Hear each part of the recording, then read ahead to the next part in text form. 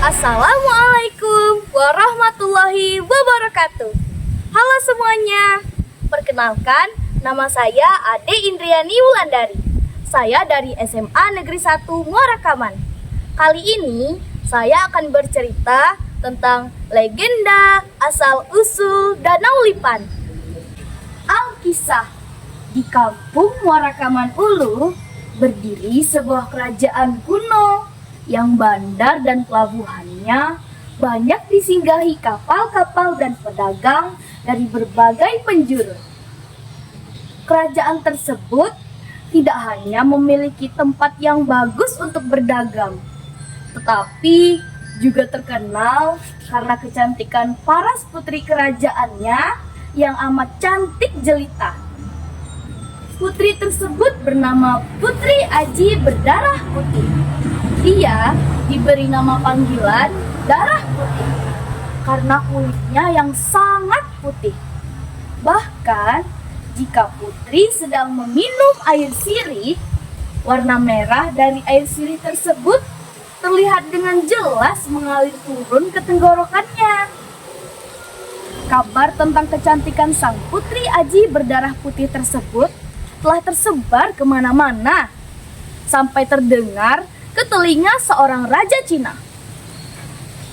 Sang raja Cina setelah mendengar hal tersebut, ia pun menjadi penasaran dan dia ingin melamar sang putri. Sang raja pun berkata kepada jenderalnya, "Hahaha, sepertinya hari ini adalah hari terbaik dalam hidupku. Aku telah menemukan calon istri yang pas untuk menjadi permaisuriku. Hahaha. Jenderal, cepat siapkan kapal dan pasukan. Kita akan pergi berlabuh menuju kerajaan tersebut untuk menjemput calon permaisuriku. Cepat!" "Siap, Raja," ucap jenderal. Akhirnya, sang raja negeri seberang bersama pasukannya pergi berlabuh menuju kerajaan di mana Putri Aji Berdarah Putih tinggal. Mereka hendak melamar sang putri dengan membawa anjung perahu besar buatan negeri seberang yang sangat besar. Mendengar rencana kedatangan raja negeri seberang, Putri Aji Berdarah Putih kemudian mempersiapkan pesta penyambutan. Akhirnya, tibalah raja negeri seberang ke kerajaan Putri Aji Berdarah Putih bersama pasukannya. Mereka disambut dengan meriah. Banyak sekali makanan, minuman, dan tari-tarian sebagai pelengkapnya pun disajikan dalam pesta penyambutan.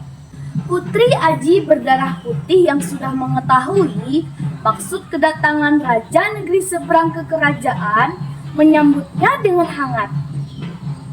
Tapi tidak pernah diduga oleh sang putri sebelumnya. Kelakuan raja negeri seberang bagai seekor binatang yang dengan rakus memakan hidangan langsung dari wadahnya tanpa menggunakan tangan. "Dasar raja yang jorok dan tidak tahu sopan santun," ucap Putri Aji dalam hati. Melihat tingkah laku raja negeri seberang itu, Putri Aji merasa jijik. Ia merasa terhina, seolah-olah raja negeri seberang tidak menghormatinya dan tidak bisa menyesuaikan diri. Tibalah saat di mana raja negeri seberang melamar Putri Aji Berdarah Putih. "Hai putri nan cantik jelita, maukah kau menjadi permaisuriku?" lamar sang raja. Dengan tegas, Putri Aji menjawab, "Aku tidak sudi menjadi permaisuri dari raja yang jorok dan tidak tahu sopan santun." Mendengar jawaban Putri Aji, raja negeri seberang menjadi murka. Amarahnya tidak terbendung. Darahnya seakan mendidih dan naik ke ubun-ubun. Karena merasa terhina, ia kembali ke negerinya. Tapi kemarahannya tidak berhenti sampai di situ saja. Ia kemudian menyiapkan pasukannya untuk menyerang kerajaan Putri Aji berdarah putih. Beribu-ribu pasukan Raja Negeri Seberang datang ke kerajaan Putri Aji berdarah putih. Pertempuran sengit tidak terelakkan. Putri Aji juga tidak mau kalah dari Raja Negeri Seberang. Ia pun mempersiapkan pasukannya yang handal dan gagah berani untuk membendung serangan dari pasukan Raja Negeri Seberang. Banyak sekali prajurit dari kedua belah pihak yang gugur. Meskipun demikian, Raja Negeri Seberang selalu menambah pasukannya untuk terus menyerang kerajaan Putri Aji. Melihat banyak pasukannya yang gugur, Putri Aji merasa cemas. Jika peperangan terus dilanjutkan, pasukan Putri Aji yang tinggal sedikit tidak akan mampu membendung serangan dari pasukan Raja Negeri Seberang. Wah, gawat! Jika terus begini, prajuritku akan habis dan aku pasti akan kalah. Apa yang harus kuperbuat? Tanya Putri Aji dalam hati. Putri Aji kemudian mulai mencari cara untuk mengalahkan Raja Negeri Seberang. Ia pun menggunakan kesaktiannya untuk mengalahkan lawan.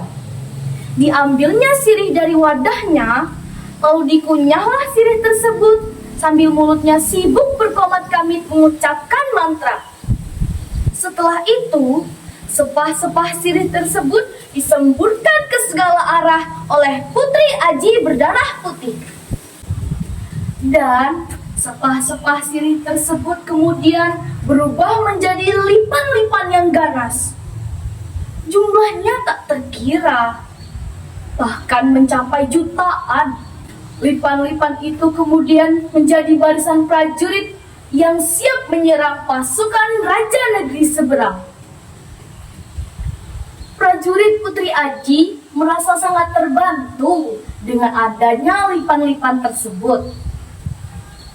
Melihat rombongan lipan yang ganas dan siap menyerang pasukan Raja Negeri Seberang, pada akhirnya pasukan Raja Negeri Seberang lari kocar-kacir meninggalkan daerah itu. Serangan lipan-lipan tersebut tidak berhenti sampai di situ saja.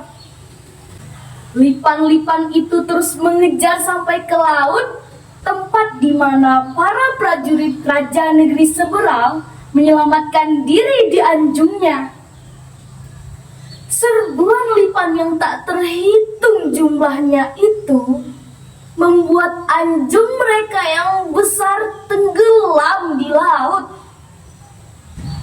Akhirnya binasalah mereka semua. Setelah sekian lama, tempat tenggelamnya anjung Raja Negeri Seberang tersebut berubah menjadi padang yang sangat luas, ditumbuhi dengan semak dan menyatu dengan laut. Tempat itu kemudian dinamai Danau Lipan. Sekian cerita tentang legenda asal-usul Danau Lipan dari Ade. Terima kasih telah mendengarkan dan menyaksikan. Wassalamualaikum warahmatullahi wabarakatuh.